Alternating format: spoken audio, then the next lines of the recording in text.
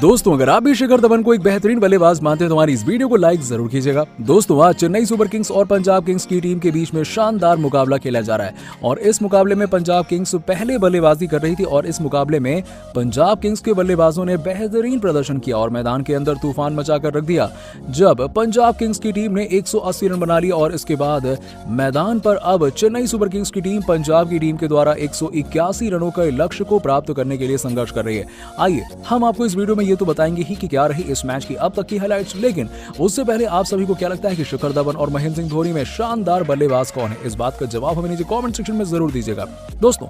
इस मुकाबले में चेन्नई सुपर किंग्स की टीम के कप्तान रविंद्र जडेजा ने टॉस जीता और टॉस जीतने के बाद गेंदबाजी करने का निर्णय लिया। रविंद्र जडेजा का यह निर्णय चेन्नई सुपर किंग्स की टीम के लिए बिल्कुल सही साबित हुआ क्योंकि चेन्नई की टीम ने इनके पावर प्ले के अंदर ही 2 विकेट ले लिए थे। दोस्तों, रविंद्र जडेजा के गेंदबाजी वाले फैसले के बाद पंजाब किंग्स की टीम के बल्लेबाज शिखर धवन और मयंक अग्रवाल बल्लेबाजी करने के लिए आए। मयंक अग्रवाल तो इस मुकाबले में ज्यादा शानदार प्रदर्शन नहीं दिखा पाए और 4 रन पर आउट होकर चले गए, लेकिन इसके बाद इस मुकाबले में शिखर धवन और लियांग लिविंगस्टोन ने तो कमाल ही कर दिया और इस मुकाबले में लिविंगस्टोन ने 30 गेंदों पर 61 रनों की तूफानी पारी खेली। उन्होंने अपनी इस पारी के दौरान 5 खूबसूरत चौके और 5 बड़े बड़े छक्के भी लगाए।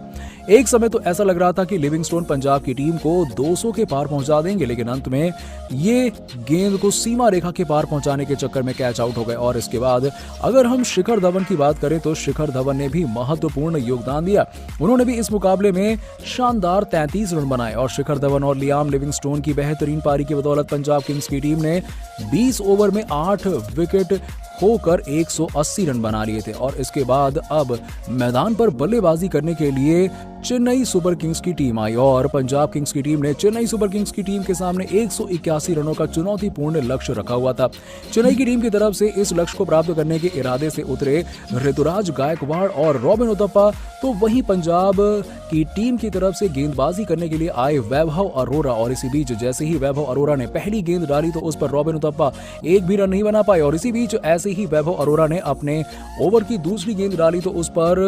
रॉबिन उथप्पा ने शानदार शॉट खेल दिया और 2 रन ले लिए और इन्हीं 2 रनों के साथ रॉबिन उथप्पा ने अपना और अपनी टीम का खाता खोल दिया। और इसके बाद जैसे ही वैभव अरोरा ने अपने ओवर की तीसरी गेंद डाली तो उस पर रॉबिन उथप्पा ने एक सुरक्षात्मक शॉट खेल दिया और 1 रन ले लिया। इसके बाद अब स्ट्राइक पर आ चुके थे चेन्नई की टीम के दूसरे ओपनर ऋतुराज गायकवाड़। जैसे ही वैभव अरोरा ने इनको अपने ओवर की चौथी गेंद डाली तो इस पर ऋतुराज गायकवाड़ ने दौड़कर 1 रन पूरा कर लिया और अपना खाता खोल लिया। इसके बाद वैभव की 5वीं गेंद पर रॉबिन उथप्पा ने 1 रन ले लिया और अब स्ट्राइक पर फिर से ऋतुराज गायकवाड़ को दे दिया गया। और एक बार फिर से जैसे ही वैभव अरोरा ने अपने ओवर की आखिरी गेंद डाली तो ऋतुराज गायकवाड़ ने उस गेंद को डॉट खेल दिया और इस प्रकार से चेन्नई सुपर किंग्स का स्कोर 1 ओवर में बिना कोई विकेट के नुकसान के 5 रन हो चुका था। इसके बाद पंजाब किंग्स की टीम की तरफ से अगला ओवर डालने के लिए आए कगिसो रबाडा और इन्होंने अपने ओवर की शुरुआत बहुत ही बेहतरीन तरीके से की। कगिसो रबाडा ने अपनी शुरुआत की 2 गेंद रॉबिन उथप्पा को डॉट खिला दी और इन 2 गेंदों पर रॉबिन उथप्पा एक भी रन नहीं बना पाए, लेकिन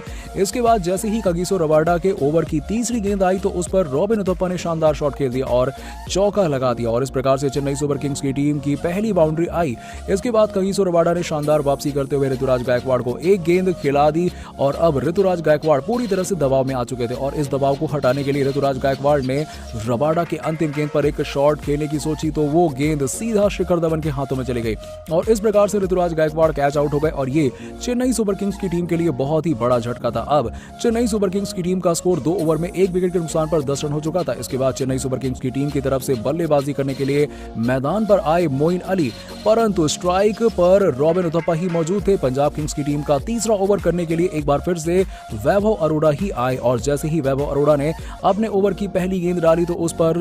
रॉबिन उथप्पा ने शानदार चौका लगा दिया और इसके बाद अगली ही गेंद पर वैभव अरोरा ने रॉबिन उथप्पा को मयंक अग्रवाल के हाथों कैच आउट करा दिया और इस मुकाबले में रॉबिन उथप्पा 10 गेंदों पर मात्र 13 रन ही बना पाए और अब चेन्नई सुपर किंग्स की टीम बहुत ही बड़ी मुसीबत में फंस चुकी थी क्योंकि चेन्नई सुपर किंग्स की टीम की दोनों ओपनर बल्लेबाज पवेलियन लौट चुके थे और इसके बाद अंबाती रायडू बल्लेबाजी करने के लिए आए तो इधर मोइन अली भी एक गेंद को सीमा रेखा के पार पहुंचाने के चक्कर में कैच आउट हो गए और इस मुकाबले में मोइन अली अपना खाता भी नहीं खोल पाए और 0 पर आउट हो गए। इसके बाद बल्लेबाजी करने आए अंबाती रायडू का साथ देने के लिए मैदान पर रविंद्र जडेजा, लेकिन इस मुकाबले मुकाबले में रविंद्र जडेजा अपनी शानदार कप्तानी पारी नहीं खेल पाए और अर्शदीप सिंह की एक गेंद पर बोल्ड हो गए। और हम आपको बता दें कि रविंद्र जडेजा भी इस मुकाबले में अपना खाता नहीं खोल पाए और डक पर आउट हो गए और इस प्रकार से इस मुकाबले में अभी तक चेन्नई सुपर किंग्स की टीम 4 विकेट गंवा चुकी है। अब मैदान पर शिवम दुबे और अंबाती रायडू बल्लेबाजी कर रहे हैं, क्योंकि चेन्नई सुपर किंग्स की टीम 4 विकेट होने के बावजूद भी 181 रनों के लक्ष्य को चेज कर पाती है या फिर नहीं।